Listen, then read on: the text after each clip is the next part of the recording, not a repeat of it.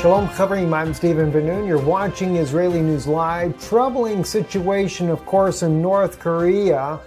And very interesting situation also after the G20 summit meeting there. Let's go to North Korea first. So I wanted to share some interesting things there with you. Of course, keeping in mind the biblical prophecy of Daniel 11 that speaks about tidings out of the east and north. Trouble him. Troubles who? Troubles the king of the north, that is. And that king of the north, I believe, is a Roman king that is governing the U.S. and British forces, or we could say the NATO forces there, that is warring throughout the Middle East. And even, of course, now we're seeing that there is some trouble that he's run into. Because why? Prophecies are not going to be fulfilled the way he would like to manufacture them if he gets distracted with North Korea. And that trouble, or the tidings out of the east and out of the north, happens to do with China and Russia and their willingness to protect Kim Jong-un in the event of an unlikely war in that region. It says here, North Korea on the Independent warns U.S. and South Korea military drills are pushing region to a tipping point of nuclear war. And that's after Kim Jong-un, of course, launched recently this ICBM that does have the capability of hitting U.S. territory without any question, and of course the U.S. and South Korea responded using live drills with the supersonic B-1 bombers and other aircraft near North Korea's borders there, which has really kind of irritated North Korea. But of course, North Korea, what can you expect? They are kind of bringing it upon themselves by continuing testing these missiles. But here's the problem. Here's where the tidings come. This is where the problem is. As it states in this article right here on rokedrop.net, experts surprised by Chinese and Russian coordination on North Korean policy. Very thing that's interesting in this article happens to be the last part. It does say I can't understand why anyone is surprised by the synchronization of China and Russia North Korea strategy. China and Russia have long had the common goal of weakening the United States' commitment to alliances in Northeast Asia. But watch the last part of the article right here.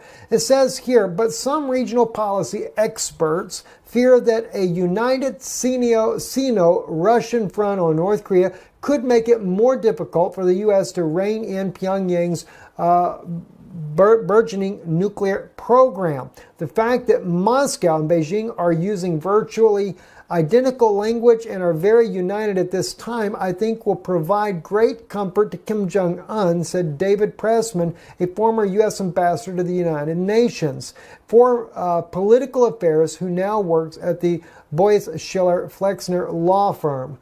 So yes, China and Russia, they still seem to be very much working there with North Korea's Kim Jong-un. And then, of course, Nikki Haley, she comes out and CNN covers this, but we're actually looking at Breitbart News on this. If China does not stop North Korea, we will start looking at trade relations with China.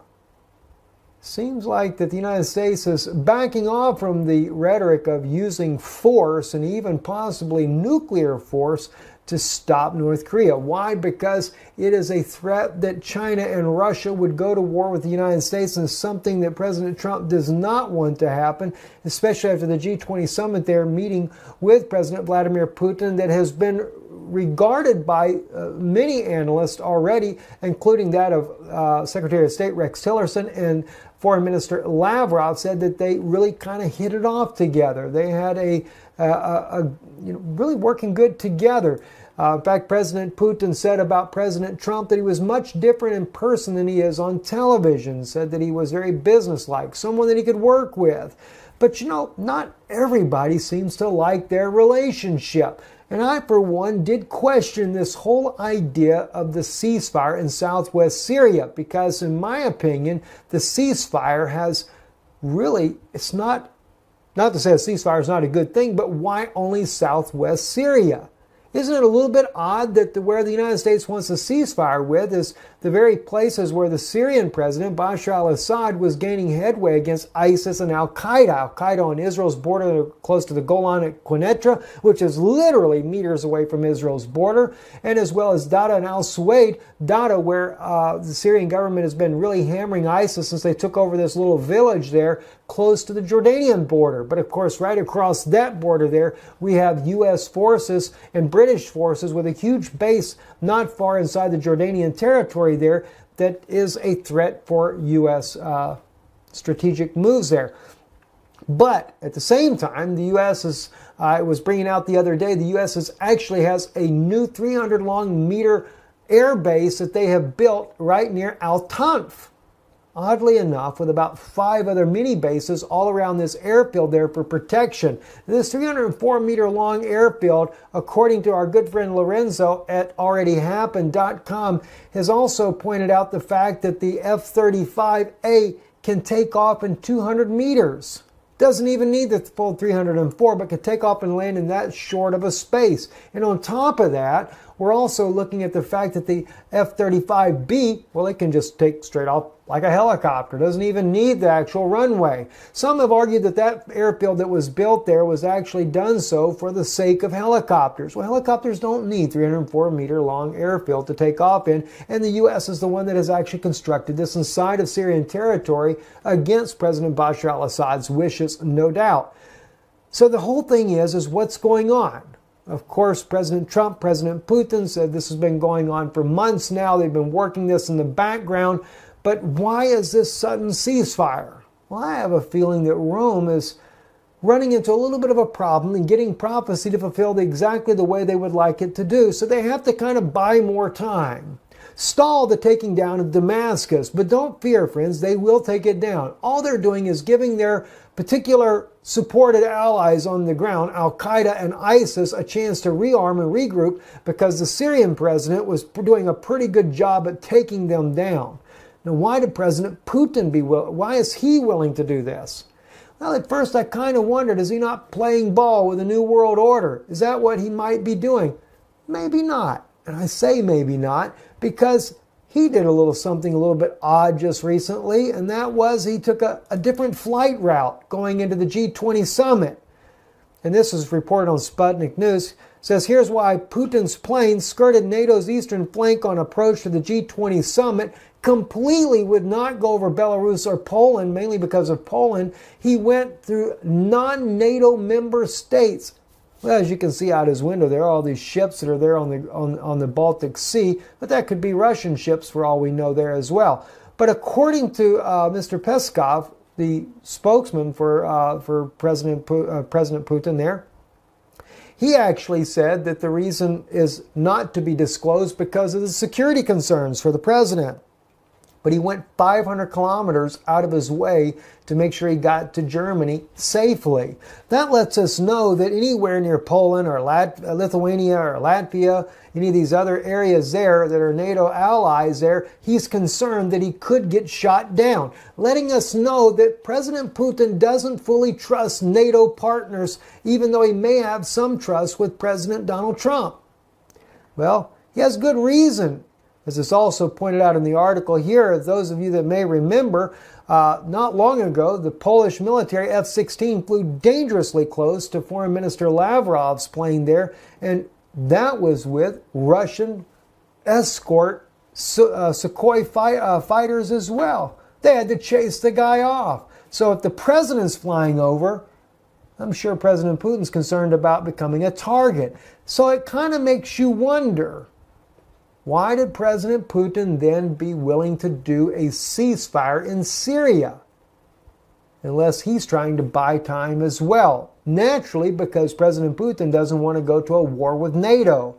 That is one huge beast. And he knows that the only avenue at that point is nuclear and not conventional. Because Russia would have too much on their hands in a conventional war with NATO's all these countries against one country, or at best with Iran and what is left of the Syrian military fighting as well. So that's where the trouble comes in. But now they met at the G20. President Putin, President Trump hit it off pretty good. President Trump questions directly President Putin, kind of like the old-fashioned way of dealing with things. Did you do it or not? Face to face. President Putin says, no, I did not. Well, President Trump took him at his word. So they begin to try to build on something, try to build a more trusting relationship. Well, that kind of went south as well. Why? Because now President Trump and President Putin are discussing forming a cybersecurity unit to fight election hacking.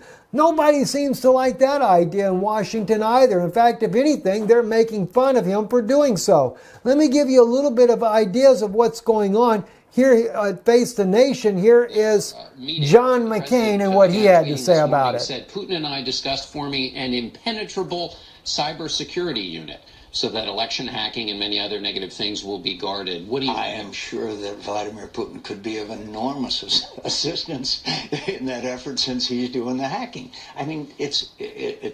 As you can see, John McCain kind of finds it very humorous, and it was no different than what we've seen with also with Senator Lindsey Graham. Senator Lindsey Graham says, speaks about it as being one of the most ridiculous things that he has ever saw. So again, it is kind of a little bit awkward to talk about working together on security, cyber hacking, etc., especially when you've already accused Russia of doing so. And as I've stated before, I do believe that President Trump may very well have good intentions, but the deep state definitely has him in his pocket. Or is President Trump just playing President Putin? After all, he is very close to the Vatican. And the Vatican definitely is the one that is calling the shots on what's going on in the Middle East. We just have to sit back, watch how things play out, and see how it goes. But clearly, tidings out of the East and out of the North are troubling him. I'm Stephen Ben-Nun. You're watching Israeli News Live. Erev Tov.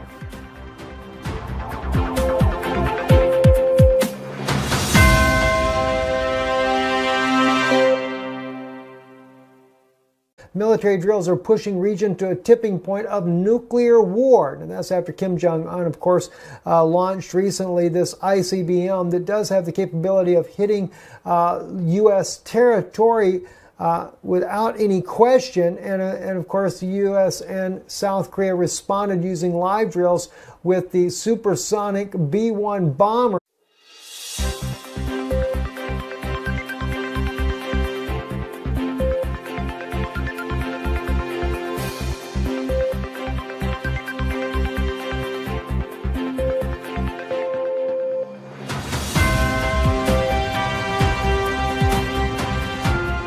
Shalom Chavrim, I'm Stephen Ben-Nun. You're watching Israeli News Live. Troubling situation, of course, in North Korea, and very interesting situation also after the G20 summit meeting there. Let's go to North Korea first. So I wanted to share some interesting things there with you. Of course, keeping in mind the biblical prophecy of Daniel 11 that speaks about tidings out of the east and north. Trouble him, troubles the king of the north, that is. And that king of the north, I believe, is a Roman king that is governing the U.S. and British forces, or we could say the NATO forces there, that is warring throughout the Middle East. And even, of course, now we're seeing that there is some trouble that he's run into. Because why? Prophecies are not going to be fulfilled the way he would like to manufacture them if he gets distracted with North Korea. And that trouble, or the tidings out of the east and out of the north, happens to do with China and Russia and their willingness to protect Kim Jong-un in the event of an unlikely war in that region. It says here, North Korea on the Independent warns U.S. and South Korea